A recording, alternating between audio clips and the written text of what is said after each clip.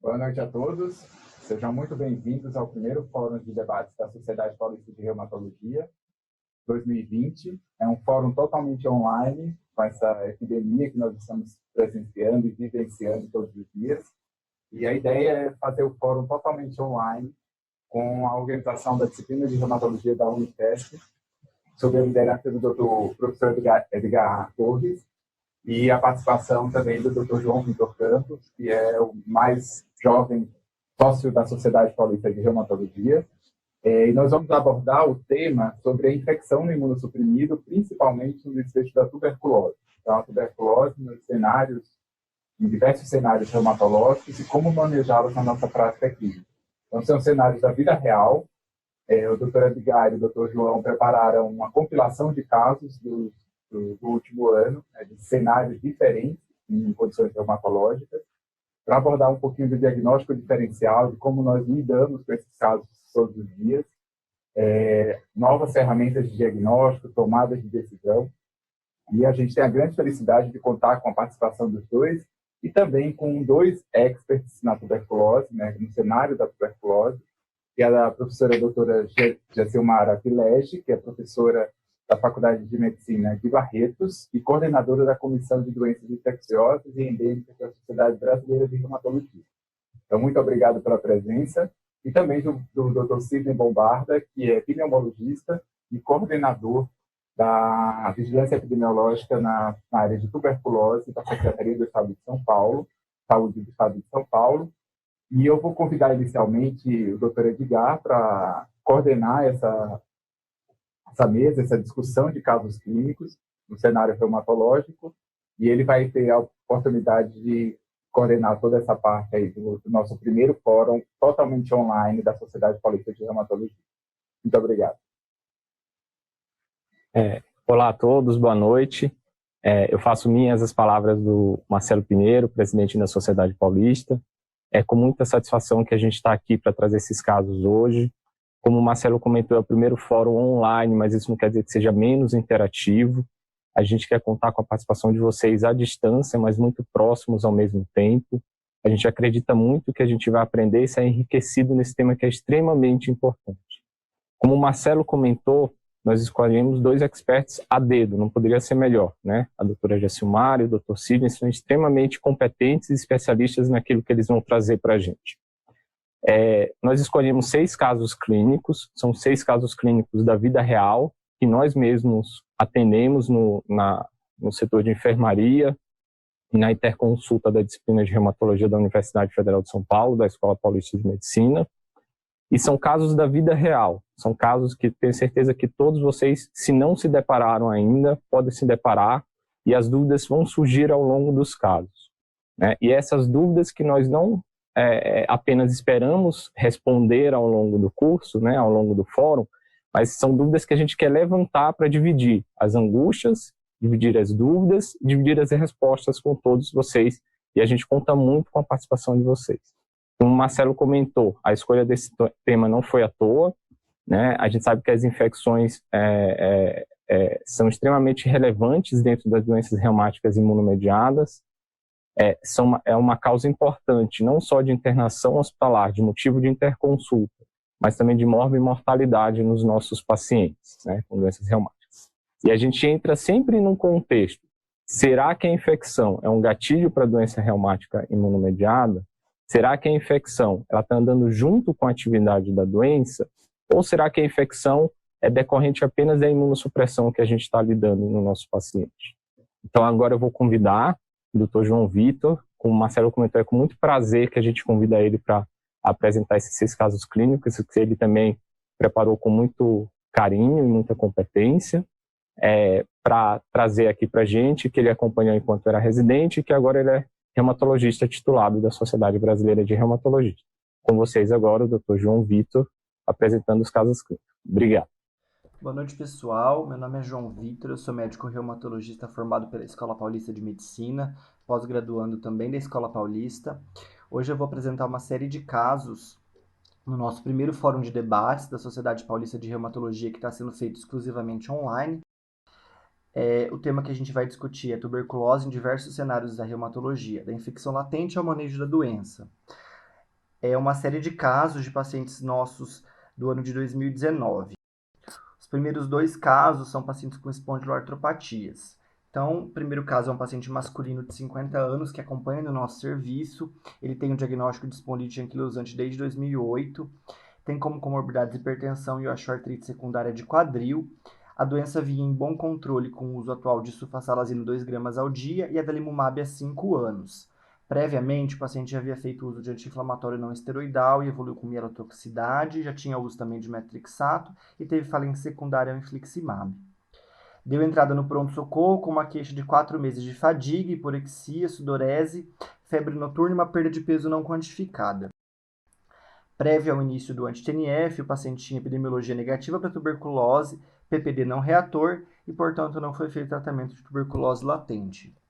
A propedêutica inicial do pronto-socorro, procedido com tomografia de tórax, que revelou micronódulos difusos, infiltrado em lobo inferior esquerdo padrão árvore em brotamento, confluentes e formando consolidações. Seguiu-se com a pesquisa do BAR, no escarro veio negativa, o GeneXpert do escarro veio positivo, seguido de broncoscopia que revelou uma lesão cerada com tecido necrótico a 4 cm da carina em parede posterior do bronco intermédio e secreção mucopurulenta em árvore brônquica. A pesquisa de BR no lavado broncoalveolar foi positiva.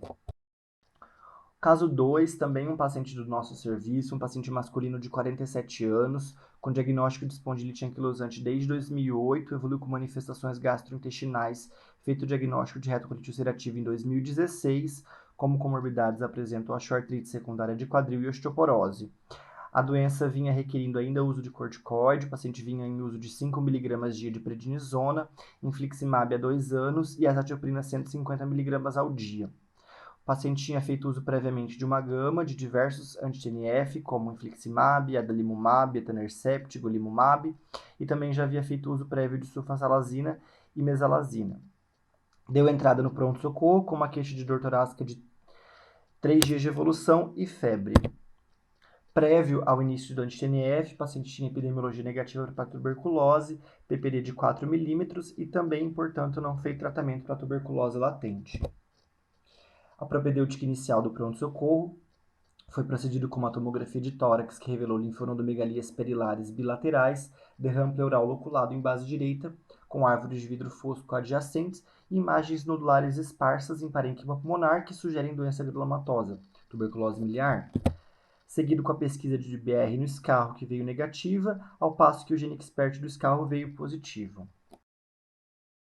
Caso 3, nossa série sobre artrite reumatoide agora, uma paciente feminina de 60 anos, essa não acompanhava em nosso serviço, ela tem um diagnóstico de AR feito em UBS desde 2010, como comorbidades a hipertensa e diabética e tabagista vigente.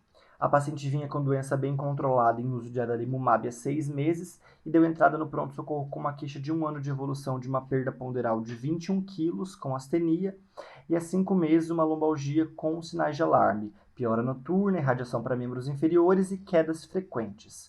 Ao exame físico, uma marcha diparética, força diminuída em membro inferior esquerdo e alodina em membros inferiores. Conseguimos resgatar algumas informações e a paciente tinha epidemiologia negativa para tuberculose, PPD não reator também prévio ao uso do anti-TNF e também não feito tratamento para tuberculose latente em sub-S de origem.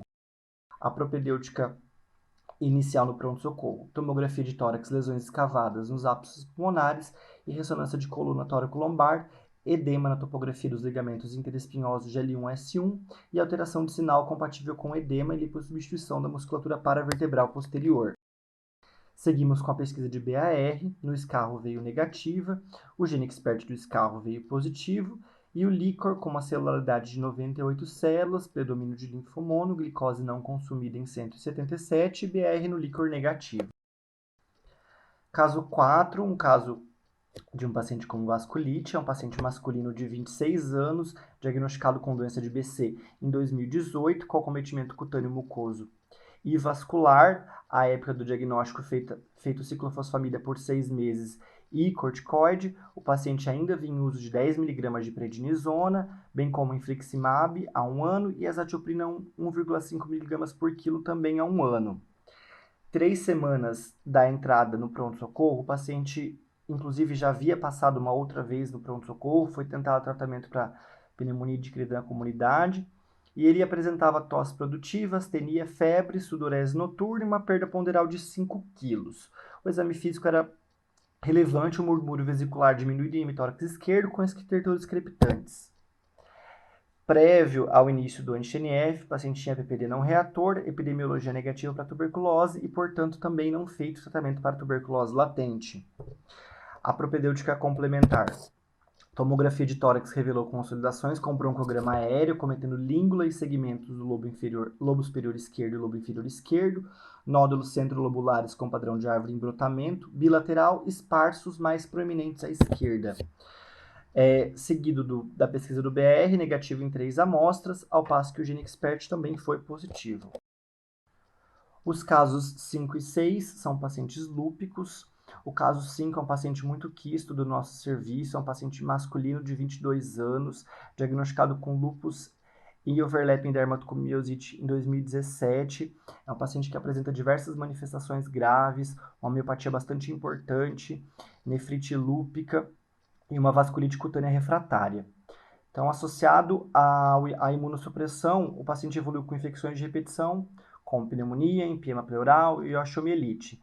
Dadas essas diversas manifestações, é um paciente que requeria uso em doses moderadas a altas de corticoide, ainda em uso de 25 mg por dia, associado a hidroxicloroquina, micofenolato e imunoglobulina dose de tratamento mensalmente, sobretudo pela miopatia. Previamente, um histórico bastante rico também de imunossupressão, já havia feito uso de metrixato, azatioprina, ciclofosfamida e rituximab. Deu entrada no pronto-socorro com queixas de 4 semanas de evolução, de tosse produtiva, febre, sudorese noturna e dorsalgia. Relevante ao exame físico, rigidez no caule, Lazeg e Brudzinski presentes. Prévio ao rituximab tinha PPD não reator, epidemiologia negativa para tuberculose e, portanto, também não feito tratamento para tuberculose latente. A propedêutica complementar, tomografia de tórax, nódulos centrolobulares em árvore em brotamento, predominando o lobo superior esquerdo, lobo inferior direito, que se confluem formando consolidações e bronquiectasias bilateralmente. A ressonância de coluna revelou esclerose e irregularidade do platô vertebral compatíveis com tuberculose óssea. A pesquisa de BR em diversos líquidos foi positiva. No escarro, positivo. O BR no líquido era positivo, com 250 células, sendo 92% de neutrófilos, proteína de 75 e uma glicose consumida em 24. BR na primeira urina da manhã também positivo. E o paciente também tinha uma coleção no quadril que foi puncionada, também veio BR positivo nesta coleção. Caso 6, uma paciente feminina de 28 anos, com diagnóstico de lúpus em 2017, com manifestações de hipertensão de artéria pulmonar, fenômeno de Raynaud, artrite, leucopenia, anemia hemolítica autoimune e sorologicamente foi positivo em altos títulos. Também hipotireoideia como comorbidade e também requeria ainda o uso de corticoide em doses moderadas, 30 mg de prednisona, hidroxicloroquina e azatioprina. Queixa de 4 meses de evolução no pronto-socorro de dispneia aos esforços, edema bilateral em punhos de predomínio à direita, em coxas e região lombar. É uma paciente que não tinha PPD realizado, epidemiologia negativa para tuberculose e, portanto, não feito também tratamento para tuberculose latente. A investigação inicial, a tomografia de tórax, só queria ressaltar que não tinham achados compatíveis com tuberculose pulmonar, tinham achados mais suscetíveis de HP, ectasia de artéria-tronco da artéria pulmonar, de 3,1 centímetros, a ressonância de punho e antebraço, tendo a sinovite dos compartimentos extensor e flexor do antebraço, com coleções líquidas e sinovite pancarpal. A ressonância de coxa mostrou uma extensa fasciite e miosite com coleção líquida no vasto intermédio e no compartimento medial da raiz de coxa contralateral. Essa coleção no punho foi puncionada, a gente pode ver aí o aspecto do material, esse amarelo purulento. A pesquisa do BR nessa coleção veio positiva, bem como o GeneXpert nessa coleção também veio positivo. Aqui a gente trouxe uma tabela comparativa dos casos e eu queria ressaltar para vocês aqui o uso de corticosteroide, os nossos pacientes com vasculite e lúpus, principalmente em uso de doses moderadas altas de corticoide ainda. Os pacientes lúpicos não estavam em uso de estavam em uso de imunossupressores. Nenhum deles tinha epidemiologia para tuberculose. A doença tinha um tempo médio de tratamento, de diagnóstico no pronto-socorro de uma doença crônica. O sítio da tuberculose, principalmente pulmonar. E a gente queria fazer a pergunta de lembrar que existe tuberculose ainda na área Covid, né? Na época do Covid. Então, acho que a gente tem que pensar ainda. E aí, primeiro eu queria agradecer a comissão pelo convite e a gente queria fazer algumas perguntas para os discutidores que suscitaram durante o nosso trabalho. Quais doenças reumáticas imunomediadas apresentam maior risco de tuberculose? Quais os principais fatores de risco para tuberculose nos pacientes com doença reumática imunomediada? E eu devo me preocupar com o uso de corticosteroides? Qual o melhor método de rastreio para tuberculose latente? Há necessidade de fazer um booster do PPD? Devemos lançar mão do IGRA? Pacientes com lúpus também devem ser rastreados para tuberculose latente? Devo realizar investigação de TB latente em pacientes em uso contínuo de biológicos? Quando me preocupar com tuberculose extrapulmonar e qual o melhor método e qual a validação do GeneXpert em diferentes secreções? Como deve ser a reintrodução de imunossupressores ou biológicos após o diagnóstico da tuberculose? Mais uma vez, muito obrigado pelo convite. Fica aí meu e-mail. Seguimos com nossas apresentações. Muito obrigado, João, pelo caso. Pela apresentação dos casos, foi excelente. Eu acho que ficou muito clara a apresentação em diferentes cenários, diferentes doenças autoimunes, imunomediadas, com diferentes medicações. E agora a gente vai convidar também, com muito prazer, o Dr. Sidney Bombarda. Ele é doutor em pneumologia pela Faculdade de Medicina da USP. Ele é médico da Divisão de Tuberculose da Secretaria de Estado de Saúde de São Paulo e também é membro da Diretriz Nacional do Tratamento de Tuberculose, que é uma força-tarefa das Sociedades Brasileiras de Reumatologia, de Dermatologia, de Infectologia e de Pediatria, do Ministério da Saúde e do GEDIB também. Muito obrigado, Dr. Sidney, por ter aceito o nosso convite e por apresentar também aqui para a gente muitas novidades dessa força-tarefa e do que você tem feito e trabalhado também. Muito obrigado, Edgar. É um prazer estar com você, com a Gessilmara, com o João. Muito obrigado ao professor Marcelo pelo convite. Agradeço em meu nome e das instituições onde trabalho. Então, eu vou fazer uma breve atualização sobre a tuberculose, sobre o que a gente tem de diagnóstico, de tratamento, e em seguida dessa associação que a gente tão cedo não se livrará, que é a Associação Tuberculose Imunobiológico, para todos aqueles que trabalham com doenças inflamatórias. Doutora Gessilmara Pileg, ela que é coordenadora da Comissão de Doenças Infecciosas da Sociedade Brasileira de Reumatologia e também participante ativa da Diretriz Nacional de Tratamento de Tuberculose. Muito obrigado, doutora Gessilmara, por aceitar o nosso convite, esse desafio de discutir esses casos tão complexos do nosso dia a dia e trazer para a gente também as informações nas quais você tem trabalhado recentemente. Boa noite a todos. É um imenso prazer estar aqui, compartilhando esse momento aqui com dois colegas que eu admiro demais. Agradeço o convite, parabenizo a diretoria atual da Sociedade Paulista de Reumatologia, capitaneada aí pelo Dr. Marcelo, e esse braço direito aí, esse amigo querido, né, que está aí organizando. Parabéns ao João pela apresentação dos casos também, e espero estar aqui para compartilhar com vocês. Agradeço também o convite em nome das instituições e da comissão que eu represento, que tem trabalhado bastante nessa direção. Vamos iniciar aqui. Então tá jóia. Então, já fizemos a nossa apresentação, né?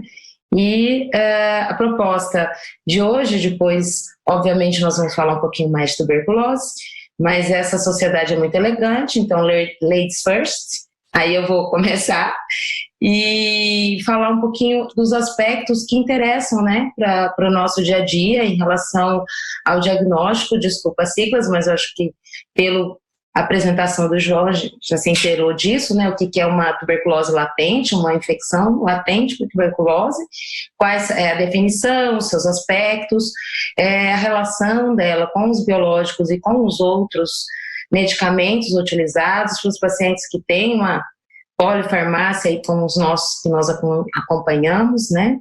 Orientações práticas do dia a dia e qual a perspectiva que temos com essa força-tarefa aí que foi organizada, né? Para termos uma diretriz com mais relevância e baseada em evidências também para passar para os nossos associados. Então, o conceito atual, né, que existe em relação ao que é a tuberculose latente. Então, é um estado em que há uma viabilidade do micobactério, da bacteriana persistente, o controle imunológico é perdido aí, mas não há uma evidência clínica de tuberculose clinicamente manifesta, porque está tudo, teoricamente, sob controle, então está dormindo. Essa é uma revisão muito interessante, que eu deixo aqui a referência para todos vocês, e esse conceito é confirmado aqui no último boletim da Organização Mundial de Saúde sobre um documento sobre definições de tratamento e diagnóstico de tuberculose latente, corrobora também, confirma esse mesmo diagnóstico, né, que é essa situação não manifesta da tuberculose controlada, e ela é muito alta. Então, baseado nessa taxa muito grande de tuberculose latente, estima-se que até 1/3 da população do mundo tem a tuberculose latente. O combate a ela é um dos pilares, né, desde o ano passado. Houve uma intenção da Organização Mundial de Saúde, uma convocação de todos os países onde ela ainda é bastante prevalente, como o Brasil, e foi investido bastante em direção do controle da tuberculose, que esse controle fosse até mais ou menos uns 5 anos a partir do ano passado, que agora nós estamos numa fase um pouco atropelada, e um dos pilares, né, principais é a identificação, o reconhecimento da tuberculose latente e o combate a ela, né? Que a gente tratando a tuberculose latente evitaria, obviamente, de ter os casos de tuberculose ativa. E que manifesta geralmente em grupos de risco que acontece dessa tuberculose latente se transformar em uma tuberculose ativa.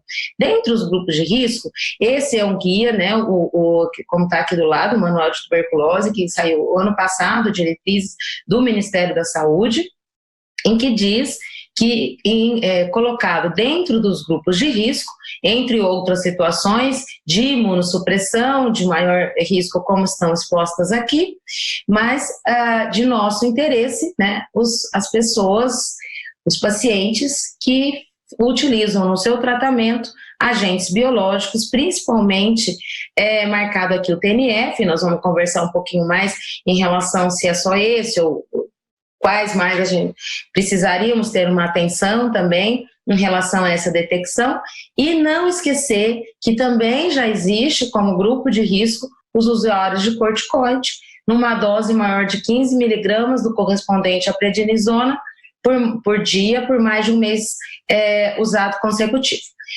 Não me perguntem por que 15 miligramas, que a gente depois vou pedir ajuda aos universitários, quem sabe aí alguém, o Sidney sabe falar, mas essa dose de corticoide, que ela é imunossupressora, é muito polêmica e controversa, não há um consenso em maioria das sociedades do mundo, e esse é o que foi escolhido pelo Ministério, por esses guidelines aí do nosso Ministério da Saúde. Tá? E falando em biológicos que são encaixados os TNFs, desde que o TNF, o primeiro, né, que foi no ano 2000, que abriu aí as portas em relação aos imunobiológicos, e desde então houve uma avalanche, muitos entraram no nosso arsenal terapêutico, e isso vai aumentar, e cada vez mais existe um aumento grande de opções e também um aumento do número de usuários, né? Então a preocupação realmente ela é real do Ministério, dos grupos que cuidam de vigilância epidemiológica e tuberculose a nível municipal, estadual e federal no nosso país, por conta do aumento do número de usuários dessas medicações ao longo do tempo.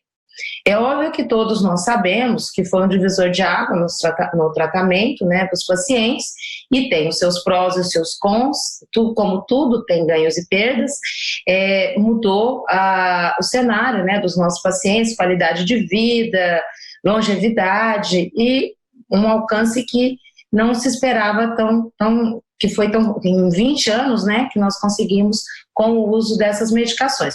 Porém, vieram com isso os custos que estão mais relacionados às infecções que vieram, né, em conjunto aí com o uso dos biológicos. Nós sabemos que isso varia muito do alvo, né, cada alvo dentro do sistema imune em relação a essas medicações, elas são terapias, a maioria delas alvo, provoca alguma suscetibilidade maior do sistema imune a agentes específicos, tá? Em relação dos biológicos em si, eu achei muito interessante, trouxe para vocês, porque a gente tem que escutar os pacientes, né? E muitos chegam para nós, mas eu tenho mesmo que fazer o teste, por que que eu tenho? Então, como que nós vamos explicar? Esse é uma figura de um grupo de pacientes, né, que nós conhecemos, e porque existe um estigma por trás, né, da tuberculose, assim como da maioria das ISTs e de HIV, para você, tanto para perguntar para o paciente, às vezes, né, abrir essa situação. Então, sempre é importante explicar o porquê da nossa preocupação em relação a isso, né? E essa explicação do número de casos de tuberculose latente, que nós não temos a dimensão real do quanto ela é presente no nosso país, né? E o que nós sabemos? Que realmente o uso, por exemplo, dos anti-TNFs, essa alvo específica, ela altera, né, o granuloma aonde o micobactéria está contido, e com isso ele é liberado e pode manifestar como uma TB ativa, enquanto ela estava ali contida quanto latente. Eu vou mostrar aqui para vocês a seguir como acontece, e o que nós temos, por exemplo, em artrite reumatoide, né, pacientes naive, que nunca usaram anti-TNF, tem um risco em torno, vários estudos já, de 2 a 10 vezes maior de desenvolver, do que comparando sempre com a população saudável, tá?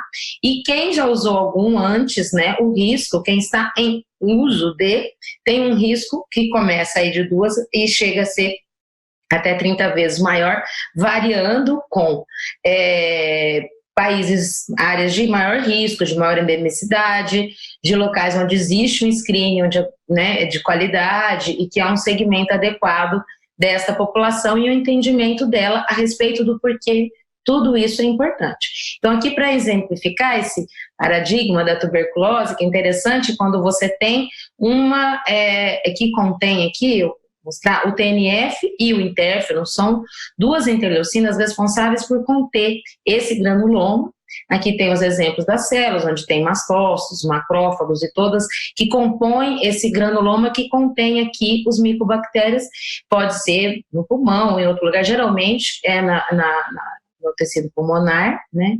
E o que acontece se bloquearmos essa capa, essa contenção?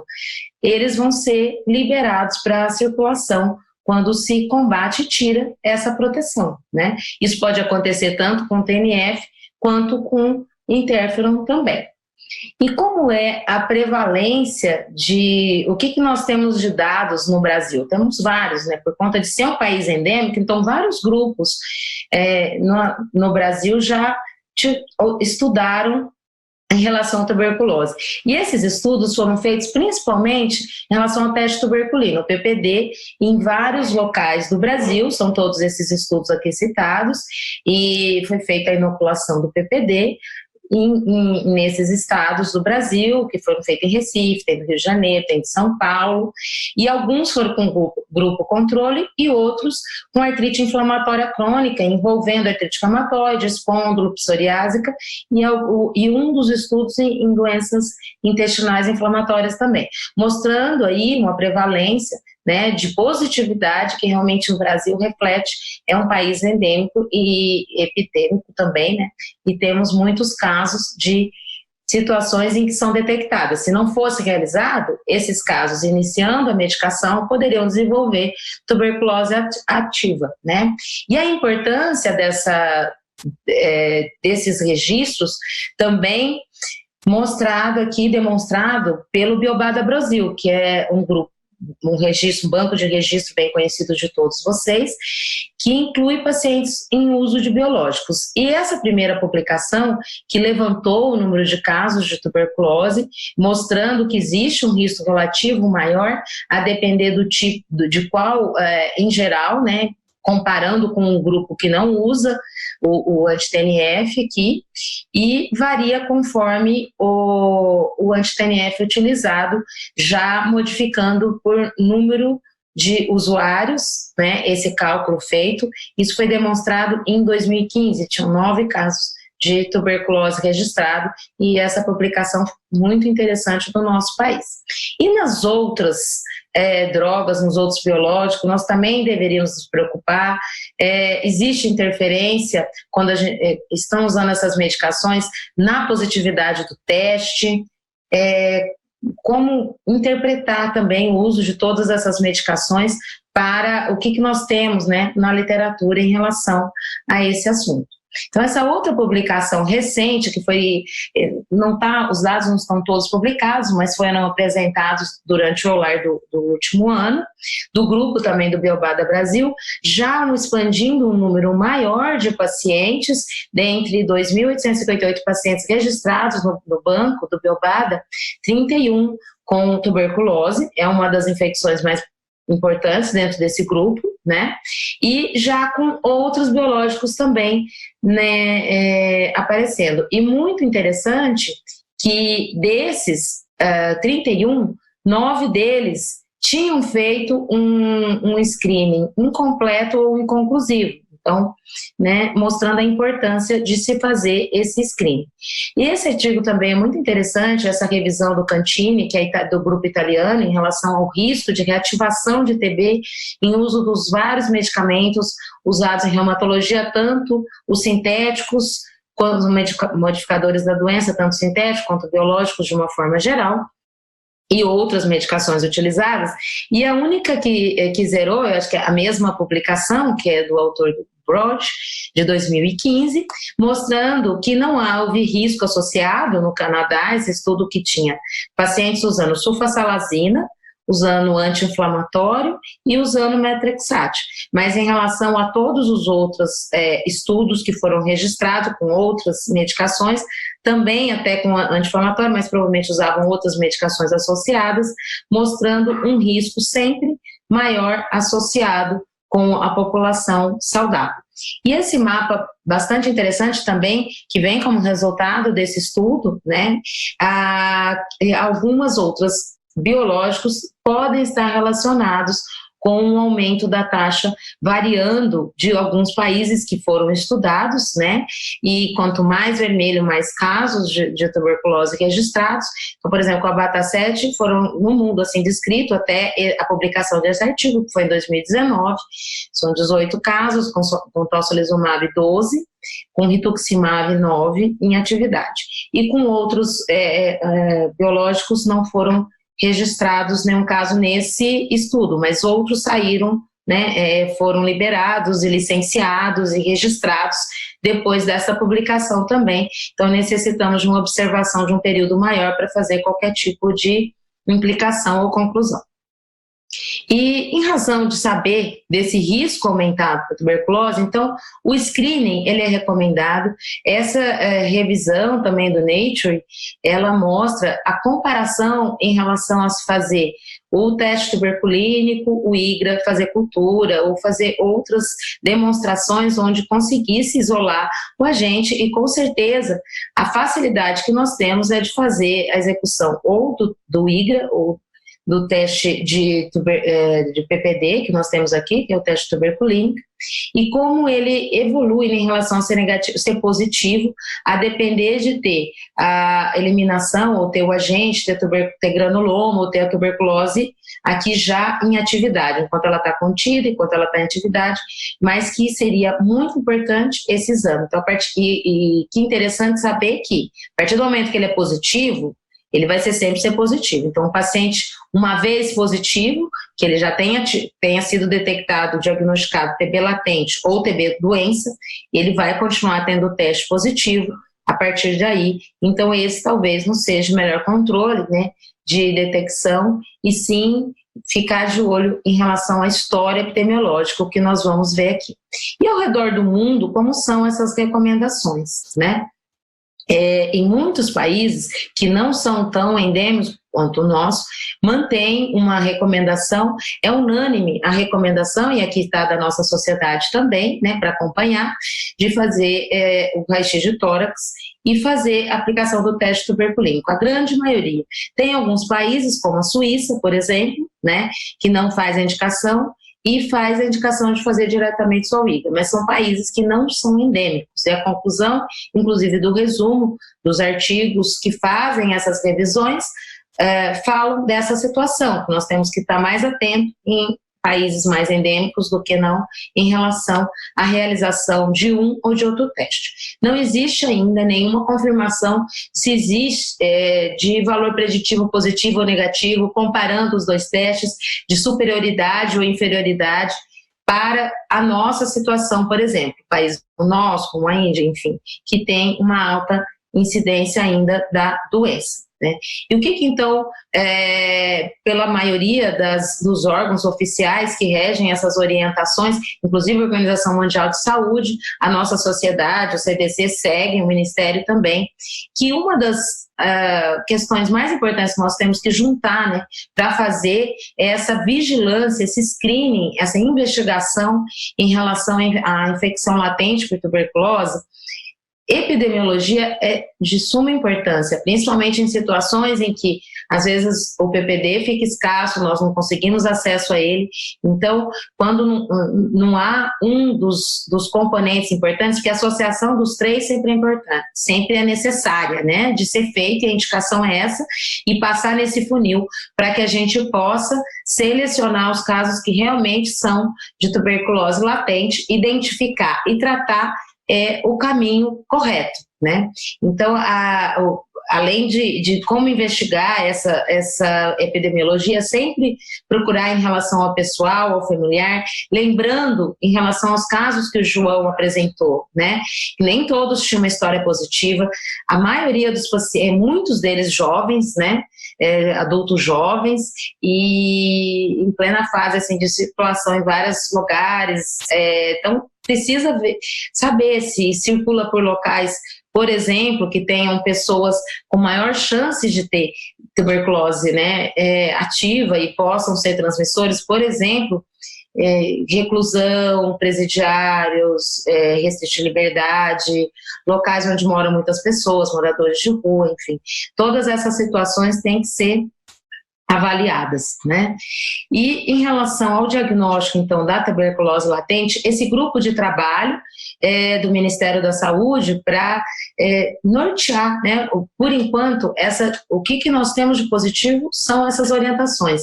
E eu e o Sidney tivemos o prazer de participar desse grupo de trabalho do Ministério da Saúde e trouxemos algumas orientações aqui que foram um consenso desse grupo, que houve profissionais de várias sociedades integrando esse grupo de trabalho e também de profissionais que representavam a Sociedade de Transplante de Órgãos Sólidos. Eu achei muito interessante essa associação, porque também são pacientes que usam medicação por muito tempo. Então, essa compreensão é importante em relação a todos nós, né? Nós não usamos medicação por pouco tempo, inicia, mas não sabe por quanto tempo utilizar. Então, essas semelhanças entre esses grupos de pacientes são bastante interessantes na hora de compartilhar experiências. Então, o que ficou estabelecido seria realmente usar esses três elementos, que é a história clínica e epidemiológica anterior de contato, o raio-x de tórax e o teste tuberculínico. Não repetir para quem já teve teste anterior, como nós falamos, que uma vez positivo vai ser sempre positivo, e se ele for negativo e a pessoa morar, vamos ver aqui, né, que ele pode positivar, porque o contato ele pode acontecer depois desse screening. Como nós dizemos, não pode ser uma vigilância e uma seleção pontual, que o paciente usa a medicação por muito tempo, né? E ele pode ter uma reexposição ao longo desse tempo e se tornar um portador do micobactéria e depois desenvolver uma tuberculose ativa. Então, essa vigilância dela deve acontecer, pelo menos esse grupo entendeu que anualmente nesse grupo que usa essas medicações cronicamente, né? E o TB latente a gente já viu como se faz o diagnóstico, e a exceção é quem já foi tratado no passado, porque aí não tem por que ficar repetindo esse exame. E o que é considerado positivo para o nosso contexto? O teste tuberculínica maior que 5 miligramas ou o IGRA positivo, qualquer um dos dois sendo feito, né? Mas não é a realidade do público, a realidade do privado. Então, para a realidade do sistema público de saúde, nós temos o teste tuberculínico. Para a realidade do privado, alguns pacientes e alguns serviços têm acesso, né, da saúde suplementar à realização do IGRA, que depois o Sidney vai explicar um pouquinho para a gente essas diferenças. E o teste tuberculínico, quando ele é previamente positivo, mas que não foi tratamento. Aqui são os candidatos a tratamento, tá? Quem vai iniciar medicação imunossupressora, principalmente do biológico, que a gente sabe, depois nós vamos conversar das outras medicações.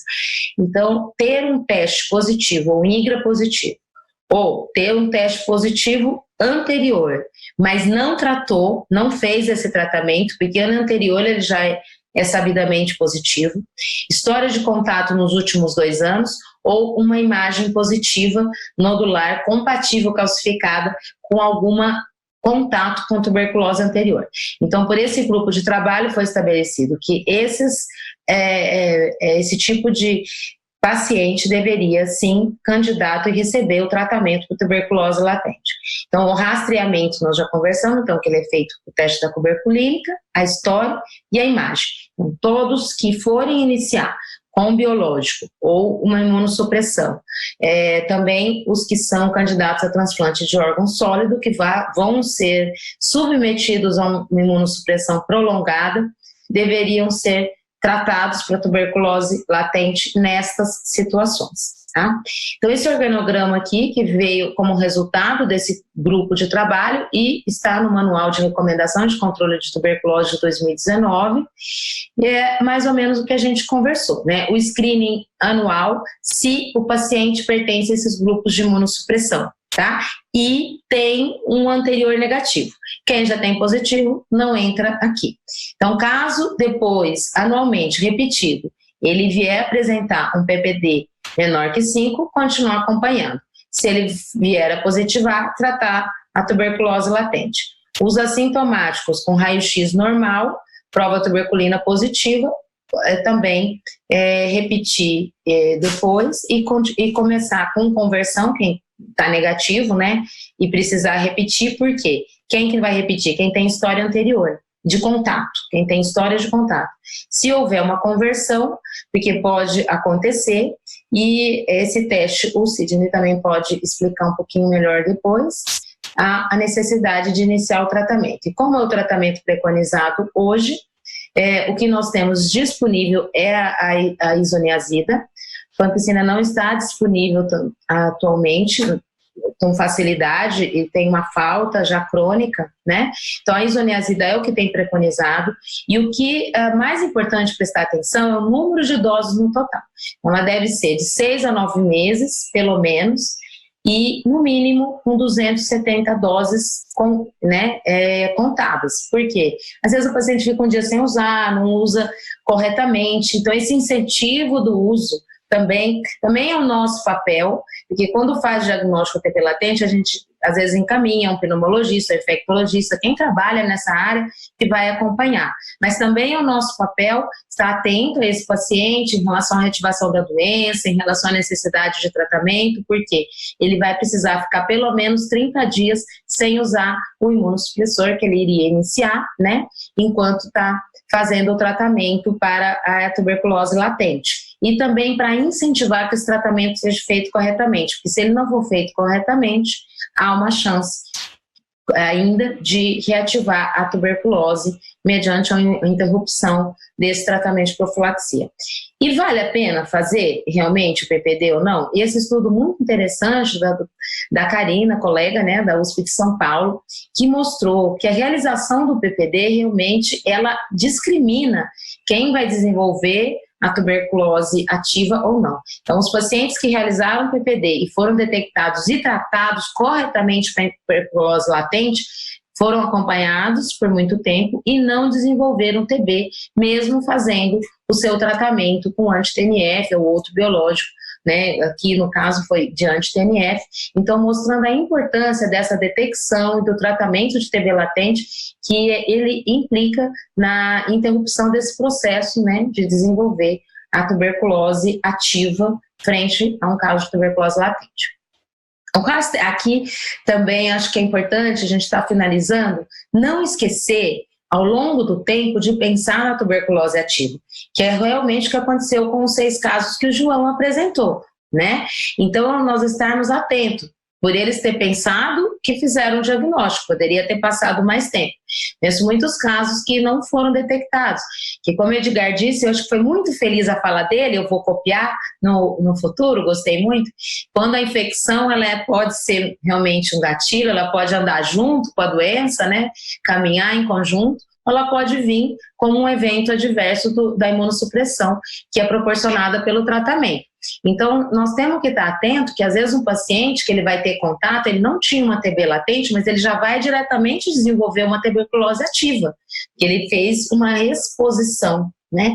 Ele não tinha antes história de exposição. Então, sempre lembrar desse diagnóstico, a epidemiologia, reforçando a importância de perguntar, a história clínica, a grande maioria deles eram, como eu falei, eram adultos jovens, mas tinha história de perda de peso, dessa febre, né? Lembrava alguma infecção crônica por esses agentes de baixa virulência, que nós conhecemos aqui, entre micobactéria e fungo, aqui no caso, e saber como investigar. Acho que é importante a gente saber como investigar e compartilhar com algum colega de pneumologia ou infecto. Nem sempre também é uma tuberculose pulmonar, né? Esse pode não ser o foco desses pacientes que são imunossuprimidos, e muitos deles fazem tuberculose extrapulmonar. Então, está atento a esse quadro e qualquer suspeita, investigar, né, fazer esses exames. E o tratamento da tuberculose ativa também, por determinação desse grupo de trabalho que nós participamos, assim, se estiver em vigência de biológico ou de algum imunossupressor, suspender, se possível, né, pelo menos por um período inicial do tratamento, no mínimo aí 1 mês. Se puder suspender durante todo o tratamento da tuberculose, que ele aí tem que ser o esquema quádruplo, né, e de 6 a 9 meses, mas o Sidney vai falar isso aí um pouquinho melhor, do imunossuprimido, como que deve ser implementado o tratamento e a monitorização desse tratamento, na impossibilidade de suspender, manter, mas ficar atento em relação às manifestações clínicas e também as interações medicamentosas que podem acontecer ao longo do caminho, né? A tuberculose ativa, então, ela não é impossível. Esse estudo é muito interessante, também publicado aqui no Brasil, pelo grupo por orientação do Dr. Marcelo, no grupo da Unifesp, que mostra também nas crianças com artrite idiopática juvenil. Gostaria de falar que o grupo vocês viram aí que são adultos jovens, mas os adolescentes também é um grupo de risco muito importante, né? E de outras artrites inflamatórias, um número de pacientes que desenvolveram a tuberculose, ou que tinham um PPD maior que 5 e que desenvolveram tuberculose ativa durante esse período. Então, é importante a monitorização inicial e durante o tratamento também, para não passar batido, né, tanto a latente quanto a ativa. E devemos repetir ou não, né, que nós já até falamos aqui, o que existe. Essa aqui é uma compilação dos dados também do artigo do Cantini, do colega italiano que nós falamos, né, em relação aos países, como que é feito ao longo do tempo, essa detecção, principalmente os que usam anti-TNF em pacientes com artrite inflamatória crônica, né, todos os grupos. Então, qual é a estratégia que esses países, assim, com esses autores, ele cita lá no artigo, esse resumo, eles fazem quando está em uso, né? Fazer as estratégias de investigação que a gente já disse, e com isso foram, mesmo assim, muitos foram detectados usando tanto o PPD, quanto o quantiferol e quanto o raio-x. Então, se nós tivermos oportunidades, é realmente fazer todos os exames que estão à nossa mão. Acho que aqui também é o resumo de lá que nós já comentamos, né, do artigo do Cantini. E para finalizar aqui, em relação a essa nota informativa que vai sair desse grupo de trabalho, que está em confecção, mas gentilmente foi cedida pela coordenadora do programa, que é a Fernanda, do Ministério da Saúde, de como fica para esse grupo que nós conversamos, né? Tanto os pacientes em uso de imunobiológicos, nós conseguimos incluir que os imunossupressores também fossem contemplados, não só o corticoide, nessa normativa que vai sair, porque também nos preocupa bastante todos os tipos de imunossupressão, assim como para os pacientes que vão fazer transplante de órgãos sólidos, tá? Então, a conclusão dessa nota que nós conversamos aqui ao longo do tempo, considerar ou IGRA ou PPD acima de 5 como um teste positivo para tuberculose latente. Se tiver o histórico anterior sem tratamento, também merece ter um tratamento. Raio-X positivo, sem história prévia de tratamento, também fazer o tratamento. História de exposição nos últimos 2 anos e vai iniciar uma imunossupressão, também fazer o tratamento da tuberculose latente. E no caso de exposto e que vai iniciar a tuberculose latente, a identificação do foco também é muito importante, né? E o acompanhamento desses pacientes ao longo do tempo aí. Como considerações finais, em relação ao que a gente já sabe, e nós temos muitos estudos com a era aí dos biológicos, com o uso de biológicos, principalmente aí dos anti-TNFs, é adequado e altamente recomendado fazer o screening e o tratamento, quando necessário, de uma forma adequada, não esquecer do número de doses e acompanhar esse paciente nesse momento do tratamento da tuberculose latente. Depois disso, manter a suspeição em relação a desenvolver a tuberculose ativa sempre, porque os pacientes podem se expor, esses que são negativos principalmente, nunca esquecer de todas as consultas, está sempre perguntando sobre isso. Em relação aos outros, né, DMARDs que a gente usa, sintéticos, alvos específicos, os outros biológicos, se o screening deve ser individualizado ou de rotina, é um assunto que nós vamos discutir nas diretrizes, que consideramos de suma importância definir esses critérios para essas outras medicações também. A literatura é um pouco menor, mas também estamos buscando evidências para essas definições. Qual é o melhor teste, até para poder implementar na nossa rotina? Por enquanto, nós não temos qual é o melhor, nós temos as opções do sistema público e talvez do privado, um pouco mais de oportunidade, mas não podemos dizer qual é melhor do que o outro ainda, né? E em relação ao tratamento, manter a atenção nesse paciente para adesão. Eu acho que isso é um papel nosso, né, que acompanha esses pacientes, e gostaria de finalizar agradecendo a esse grupo muito bonito que está aqui. Essa foi a nossa primeira reunião. Esse grupo é composto por membros de algumas comissões da Sociedade Brasileira de Reumatologia, tem apoio aqui do incansável Marcelo, que está sempre junto nas nossas empreitadas, da dermatologia, do grupo de estudo de doença intestinal inflamatória, todos, principalmente quem lida com psoríase, né? Da Sociedade Brasileira de Infectologia, de pneumologia, que é representada também pelo Sidney, e de apoio do Ministério da Saúde.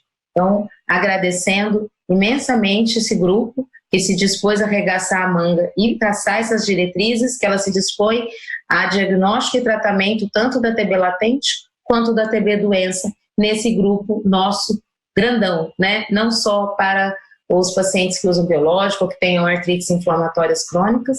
E deixo aqui meu agradecimento e o meu contato. Estou à disposição para qualquer tipo de esclarecimento. Muito obrigada.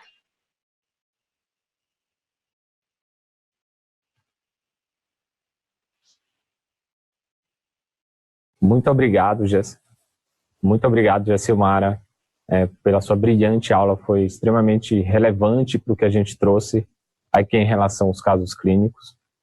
Se trouxe muita coisa do que a gente já mostrou nos casos clínicos, que a gente vai levantar depois para a discussão de todos, de quem tem dúvida em casa também. Você trouxe uns pontos extremamente relevantes em relação a outras medicações, que não só os imunobiológicos, que a gente tem que ficar atento em relação ao risco de tuberculose, doença, e que a gente tem que ficar atento na prevenção de tuberculose latente. a gente tem que ficar muito atento também às estratégias de prevenção para a tuberculose latente também. Então, é muito, muito interessante esses pontos que você levantou.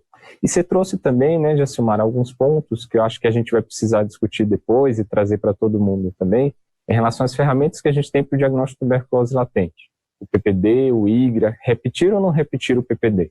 Nos casos clínicos que nós trouxemos, nos 6 casos clínicos, nenhum dos pacientes tinha PPD acima de 5 milímetros, né? Nenhum dos pacientes tinha epidemiologia positiva para tuberculose.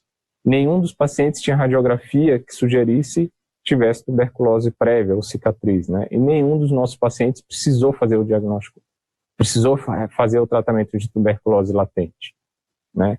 E a gente viu que ao longo da doença, ao longo da evolução, eles evoluíram com uma tuberculose, alguns até com forma grave, com forma disseminada também. Então, será que as nossas estratégias são adequadas? Será que a gente está deixando passar outras medicações que a gente deveria ficar atento, não só na artrite reumatoide, não só nas espondiloartrites, mas será que a gente deveria ficar mais atento também no lúpus, nas vasculites sistêmicas também, com uso crônico de corticoide em doses mais elevadas, né? Acho que essas questões são extremamente relevantes também. E o fato de existir uma diretriz nacional pode auxiliar a gente como clínico, né, como reumatologista, e estar diante do paciente nessa situação do dia a dia também. E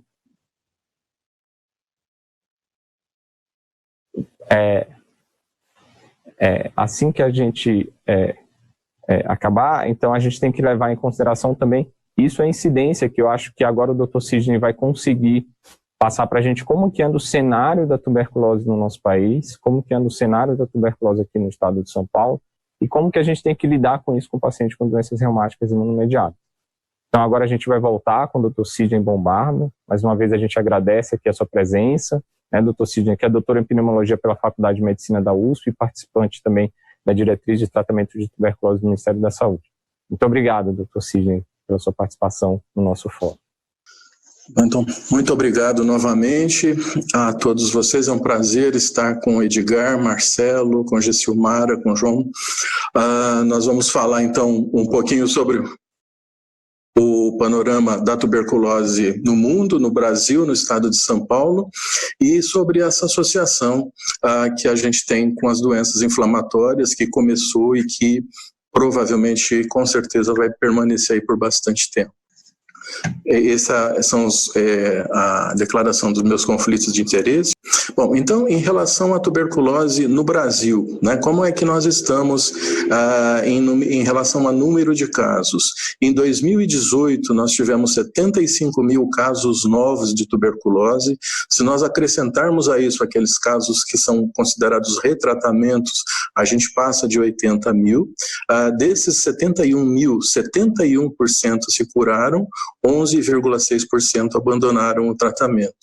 E um dado bastante significativo é o número de mortes que a gente tem no Brasil, que também é muito grande, quase 5 mil mortes por tuberculose em 2017, esses são os dados compilados, a gente ainda não tem de 2018 para cá, mas infelizmente esse número está se mantendo. E segundo a Organização Mundial da Saúde, 87% apenas dos casos novos foram detectados no Brasil. Então, provavelmente nós temos aí 13, é uma estimativa, óbvio, né? Mas 13% dos casos não foram diagnosticados. O Brasil ocupa a 20ª posição na lista dos 30 países com maior carga de tuberculose do mundo. Então, o que significa carga? É número mesmo, né? Então, por exemplo, nós no Brasil, o nosso número de casos representa 1/3 do número de tuberculose de todas as Américas. E aqui no estado de São Paulo, nós temos um número de casos maior do que todos os Estados Unidos. Então, para vocês terem uma ideia do tamanho do problema em que nós nos encontramos em relação à tuberculose, aos números da tuberculose.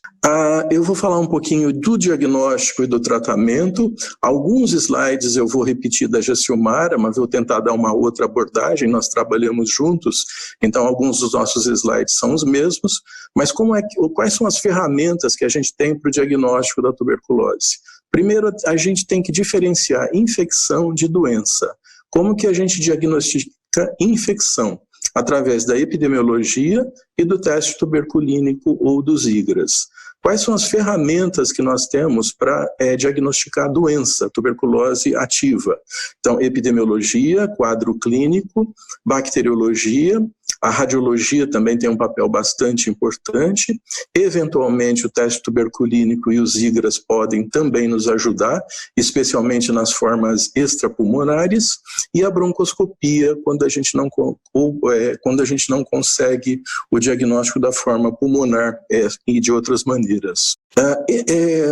Esse é um avanço que a gente tem no estado de São Paulo, na verdade no Brasil todo, mas aqui no estado de São Paulo a gente tem 71 equipamentos distribuídos em 24 municípios que realizam o teste molecular rápido, que é o TRM Ultra, também chamado de GeneXpert MTB RIF Ultra, que é um teste em que é feito, como a gente brinca que é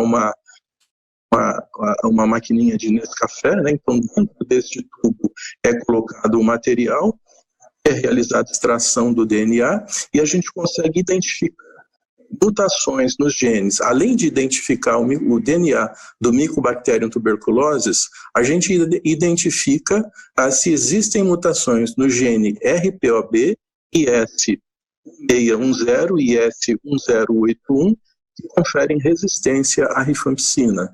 Por que isso é importante? Porque dificilmente você tem monoresistência à rifampicina. Geralmente, quando você tem resistência à rifampicina, você tem também resistência à isoniazida, o que classifica esse paciente como portador de tuberculose multiresistente. A vantagem desse método, ele demora de 1 hora a 1 hora e meia. Sensibilidade 99,5% quando você tem BAR positivo, 73,3% em BAR negativo. Uma especificidade bastante alta de 95%. Então, praticamente todo o estado de São Paulo, quase todo o estado de São Paulo está, esse exame está disponível e a gente pode ter, então, o diagnóstico da tuberculose num tempo bastante pequeno, né?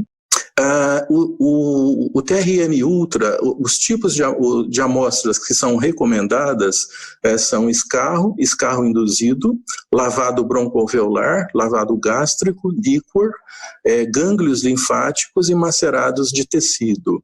Amostras que ainda a gente não são validadas para o GeneXpert Ultra são fezes, urina e sangue. Nós temos também aqui no estado de São Paulo, em alguns outros locais do país, o teste LPA, que é a fita Rain, né? Então, esse paciente, quando ele tem um TRM resistente à rifampicina, ele vai para a fita Rain.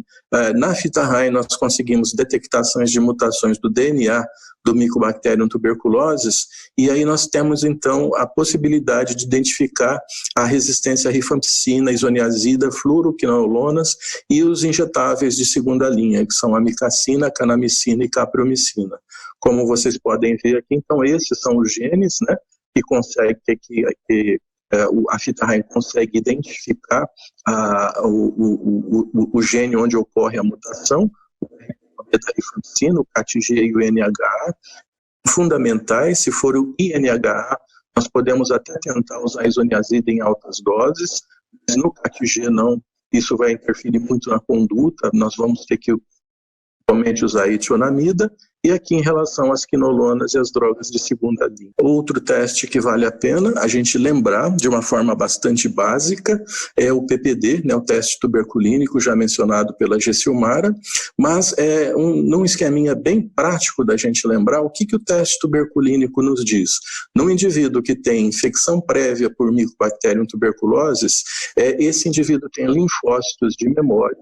E quando são submetidos ao PPD, eles liberam citocinas que vão produzir uma induração na pele. né? Então, o PPD só diz isso para a gente, ele não faz diagnóstico de doença. Ele nos diz que esse indivíduo já foi infectado pelo Mycobacterium tuberculosis. No Brasil, a positividade do teste tuberculínico varia de 25% a 55% da população. Problemas do teste tuberculínico, os falsos negativos, então baixa idade, desnutrição, imunodeficiências, imunossupressão, que tem muito a ver com o que nós estamos falando aqui hoje, e falsos positivos, o BCG e o MNT. Nós temos também os IGRAs, né? Eles não estão disponíveis na rede pública, mas estão disponíveis na rede privada. Ele se baseia na produção do interferon gama oriundos de linfócitos T.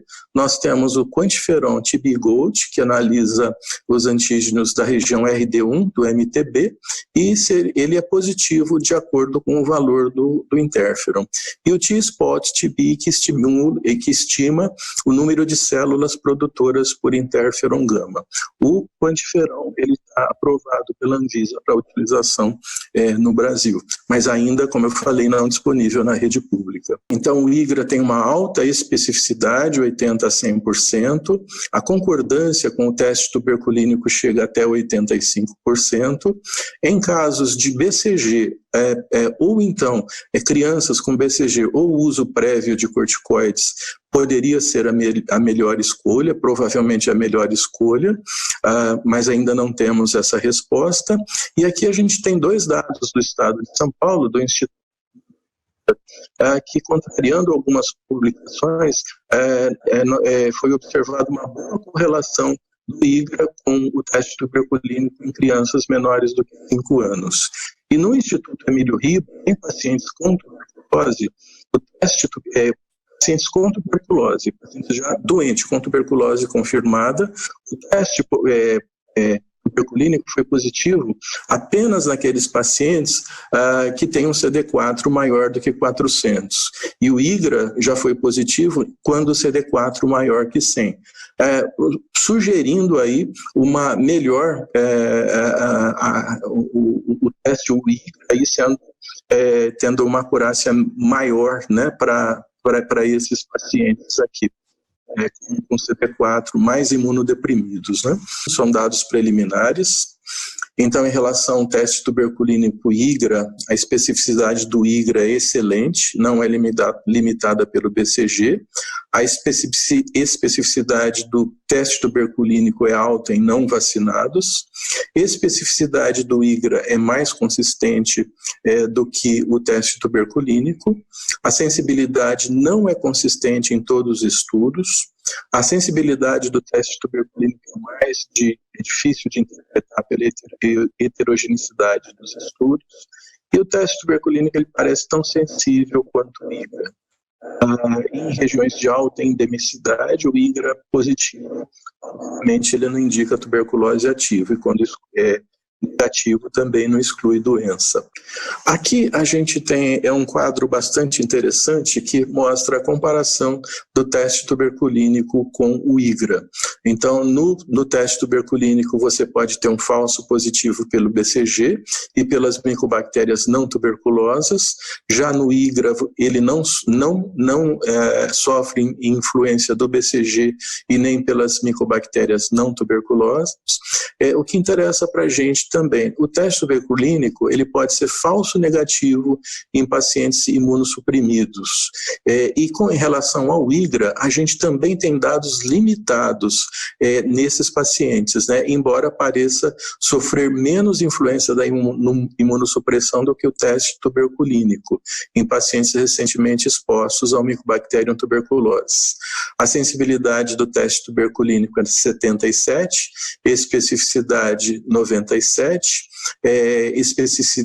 essa especificidade é baixa e heterogênea em pacientes vacinados com BCG. A sensibilidade do IGRA a gente pode perceber que é muito semelhante, né, 78%, com uma especificidade também bastante parecida de 99%, né, em pacientes não vacinados com BCG.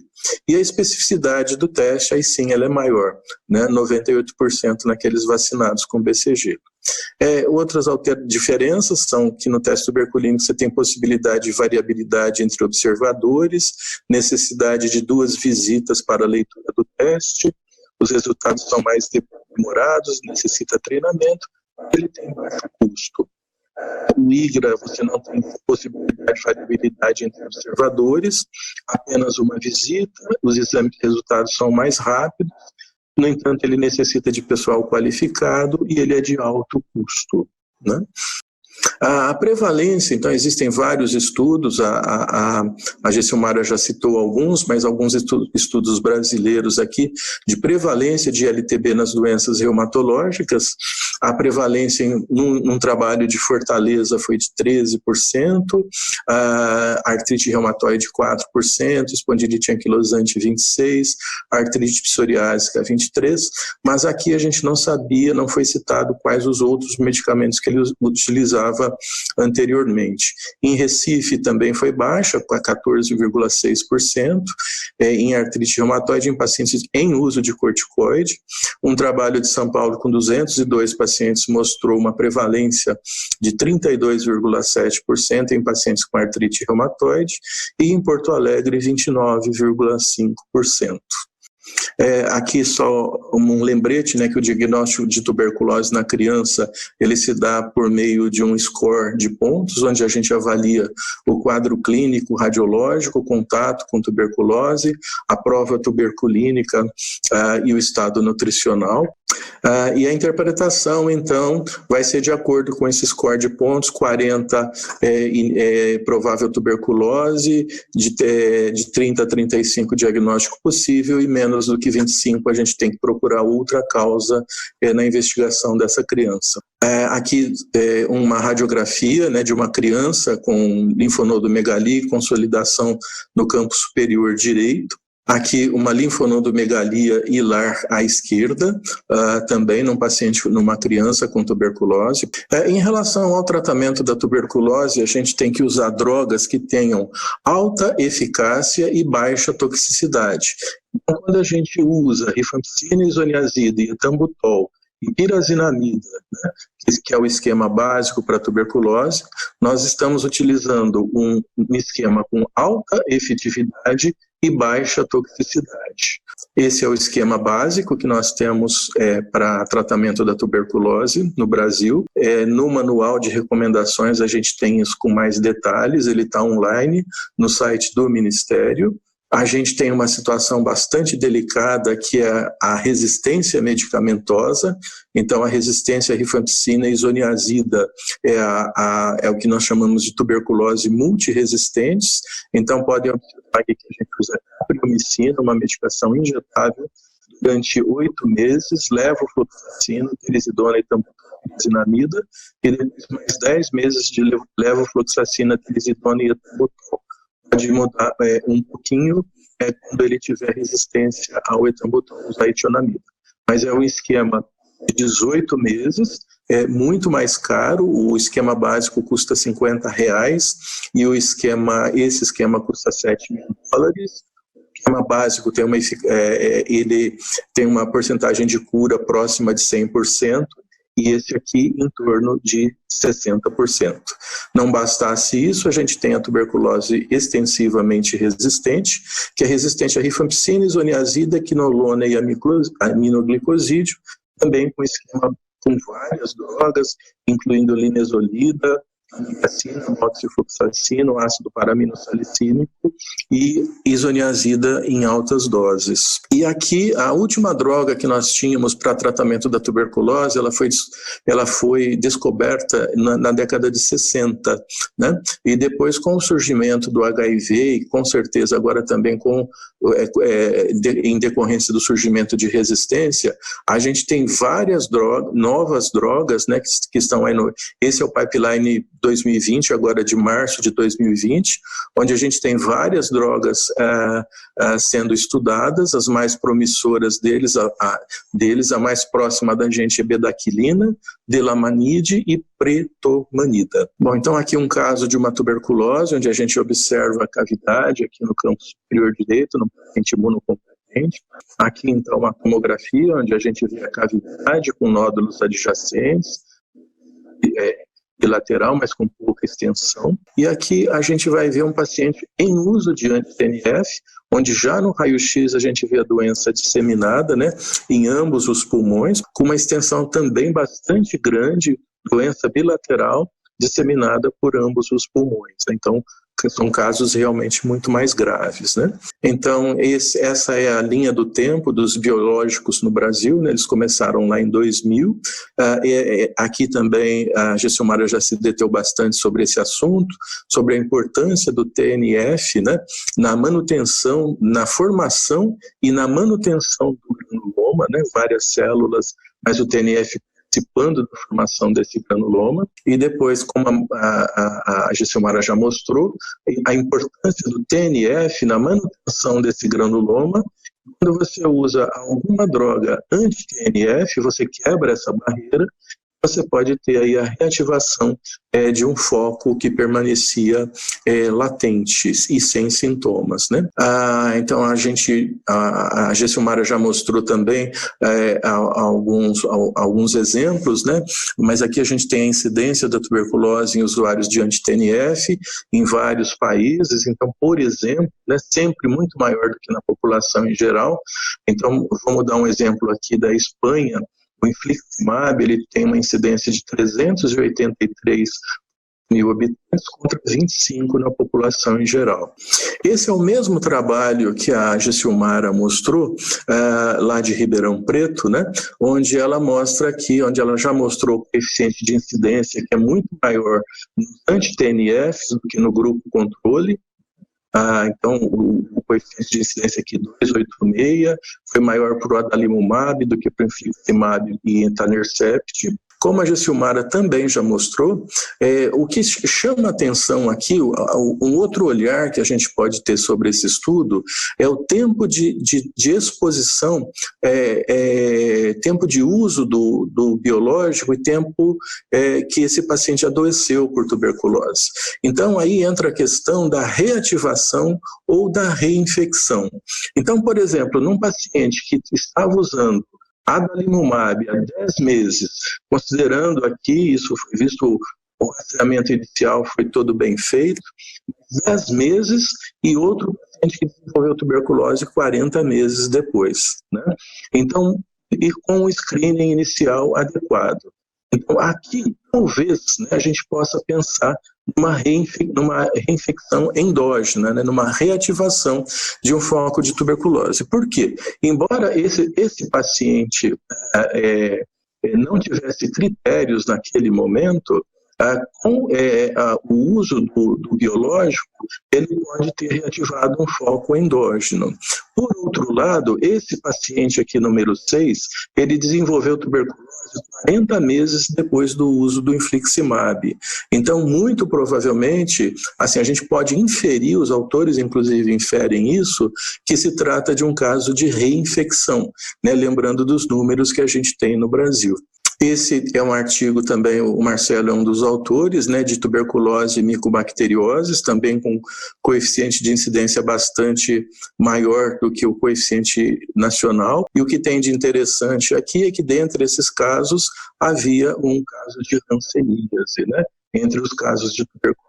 Bastante interessante. Esse é um trabalho que nós fizemos aqui no estado de São Paulo, de 2006 a 2010, onde nós cruzamos as APACs, né, que é um instrumento, né, um documento para a distribuição dos biológicos, e cruzamos com os dados do TBWeb, que é o sistema de notificação que nós temos aqui em São Paulo. Nós encontramos 10.600 usuários de anti-TNF e 57 casos de tuberculose, sendo desses 40 depois do anti-TNF, com coeficiente de incidência de 375 por 100 mil habitantes, praticamente 10 vezes maior o coeficiente de incidência do estado de São Paulo. Então, esses são os resultados, né, do tratamento, e o que a gente chama atenção é esse coeficiente de 75, quanto na época o nosso coeficiente de incidência era em torno de 36. Uma coisa interessante também é que aqui a gente tem em vermelho a porcentagem de casos no estado de São Paulo das formas de tuberculose. Os nossos pacientes que não usam anti-TNF, 84% são pulmonares. Nos pacientes com anti-TNF, só 48% que foram pulmonares. Sempre aqui em vermelho a nossa, nos pacientes sem anti-TNF, e aqui a gente percebe que a porcentagem de tuberculose extrapulmonar é muito maior nesses pacientes que usaram anti-TNF. Aqui também é um outro artigo onde mostra o risco relativo, né, para a tuberculose de vários biológicos.